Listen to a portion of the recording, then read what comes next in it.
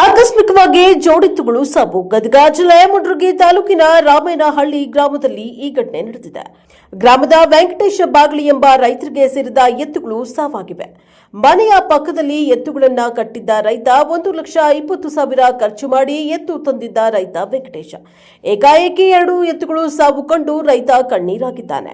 ಮನೆಯ ಮಕ್ಕಳಂತೆ ಎತ್ತುಗಳು ಸಾಕಿದ್ದ ರೈತ ಎತ್ತುಗಳ ಸಾವು ಕಂಡು ಗೋಳಾಡ್ತಾ ಇರುವ ರೈತ ಸರ್ಕಾರ ನಮ್ಮ ನೆರವಿಗೆ ಬರಬೇಕು ಎಂದು ಒತ್ತಾಯಪಡಿಸಿದ್ದಾರೆ. Bureau report Arjun Husmani, Prajapower TV, Mundargi. Ramenahalli ಗ್ರಾಮದಾಗ ಎಂಕಪ್ಪ ಬಾಗಲಿ ಅನ್ನೋ ಹೊಲದಾಗ ಮನ್ಯಾಗ ಎತ್ತು ಸತ್ತ ಅಂತ ಸುದ್ದಿ ಗೊತ್ತಾಗ್ತದೆ. ಇದೇ ಸುದ್ದಿ ಲಕ್ಕುಂಡಿ ಗ್ರಾಮದಲ್ಲಿ ನಡ್ತಕ್ಕಂಥ ಶೋಧನಾ ಕಾರ್ಯದಲ್ಲಿ ಮನೆ ಕಟ್ಸೋ ಹೊತ್ತಿನಾಗ ಬಂಗಾರ ಸಿಕ್ಕ ಕೂಡಲೇ ಇಡೀ ರಾಜ್ಯಾದ್ಯಂತ ಸರ್ಕಾರ ಅವ್ರು ಹಿಂದೆ ನಿಂತಿತ್ತು. ಈಗ ನಮ್ಮ ರೈತರ ನೋವಿನಾಗ ನಮ್ಮ ಜೊತೆ ಕಂಡು ಬಿಟ್ಟು ತಲಕನಕ್ಕಾಗೋದು. ಇಷ್ಟಿದ್ರೆ ಯಾರು ಸರ್ಕಾರನೇ ಇಲ್ಲ, ಯಾವ ಎಮ್ ಎಲ್ ಇಲ್ಲ, ಯಾವ ಶಾಸಕ ಇಲ್ಲ. ಹಾಗಾಗಿ ಈಗ ನಮ್ಮ ರೈತರಿಗೆ ಸುಮಾರು 10 ಬೋರ್ ಹಾಕ್ಸಿ 30 ಎಕರೆ ಹೊಲದಲ್ಲಿ 10 ಬೋರ್ ಹಾಕ್ಸಿ ಒಂದು ನೀರಿಲ್ಲ. ಏನೋ ಎತ್ತಿನ ಮೇಲೆ ಜೀವನ ಮಾಡಿ ಜೀವನ ಸಾಗಿಸ್ತಾನಂದ್ರೆ ಅವ್ನು ಅಳಿಲ ಮುರಿದೈತಿ, ನಡ ಮುರಿತು, ಮನೆನ ಮುರಿದೈತಿ. ಹಾಗಾಗಿ ಸರ್ಕಾರ ಶೀಘ್ರವೇ ಇದಕ್ಕೆ ಎಚ್ಚೆತ್ಕೊಂಡು ಜಿಲ್ಲಾಧಿಕಾರಿ ಆಗಿರ್ಬೋದು, ಸರ್ಕಾರ ಆಗಿರ್ಬೋದು, ಶಾಸಕರಾಗಿರ್ಬೋದು, ಮುಖ್ಯಮಂತ್ರಿ ಆಗಿರ್ಬೋದು, ಶೀಘ್ರವೇ ಅವರಿಗೆ ಪರಿಹಾರ ಕೊಡಿಸ್ಬೇಕು. ಒಬ್ಬ ರೈತ ಸತ್ರ ಹೊಲದಲ್ಲಿ 5 ಸತ್ರ 5 ಲಕ್ಷ ಸರ್ಕಾರ ಪರಿಹಾರ ಕೊಡತಿ.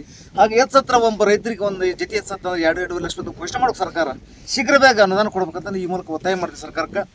ನಿಧಿ ಸತ್ತಲ್ಲಿ ಹೆಂಗೆ ಅಧಿಕಾರಿಗಳು ತಂಡ ಹೋಗಿ ಶೋಧನೆ ಮಾಡ್ತಿಲ್ಲ, ಹಂಗೆ ರೈತರು ಅಡಿದು ತುಡ್ಕೊಂಡು 2 ಎತ್ತು ಸತ್ತಕ್ಕೆ ಸ್ವಲ್ಪ ಸರ್ಕಾರ ಕೊಡ್ಬೇಕಂತೇಳಿ ಈ ಮೂಲಕ ರೈತ ಸಂಘದ ಪರವಾಗಿ ಒತ್ತಾಯ ಮಾಡಿ ಸರ್. ಶಿವಾನಂದ ಇಟ್ಟಿಗೆ ರೈತ ಸಂಘ ರಾಜ್ಯ ಕಾರ್ಯದರ್ಶಿ. ನೋಡಿರಿ ಸರ್, ಭಾಳ ಕಷ್ಟ ಇದೆ ಸರ್. ಸಾಲಿದ್ದನ ಕರ್ಕೊಂಬಂದು ಇದು ಮಾಡಿ ಎತ್ತಿದ್ರ ದುಡ್ದು ಹರಿತು ಅಂತೇಳಿ ಇದು ಮಾಡಿ ಸರ್. ಭಾಳ ಅನ್ಯಾಯ ಸರ್. ನೀರು ಕುಡಿಸಿ ಹಂಗ ಹೋಗಿವ್ರಿ, ಇಷ್ಟರು ಕೂಡ ನೀರು ಕುಡಿಸಿ ಹೋಗಿವ್ರಿ ಮನೆಗೆ. ಮಳೆ ಬರಾಗ ಹಂಗಾಗಿ ತಗೊಂಡಿದ್ರಿ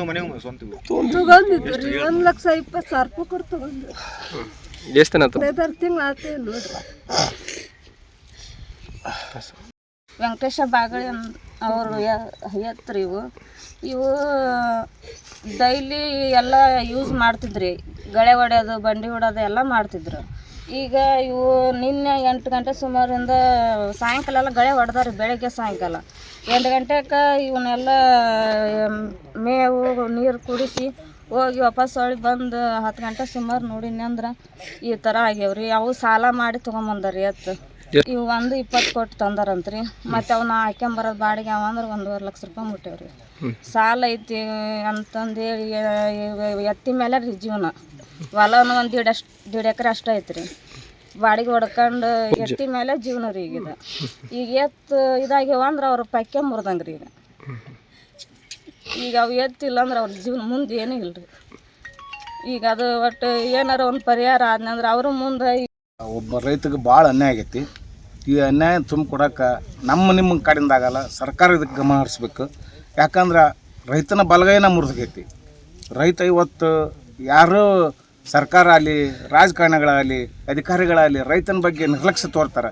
ಈ ರೈತನ ಬೆನ್ನೆಲು ಮುರಿದದ್ದು ಈ ಕಂತ ಮುರಿದ್ರೆ ರೈತನ ಬೆನ್ನೆಲು ಮುರಿದಂಗೆ.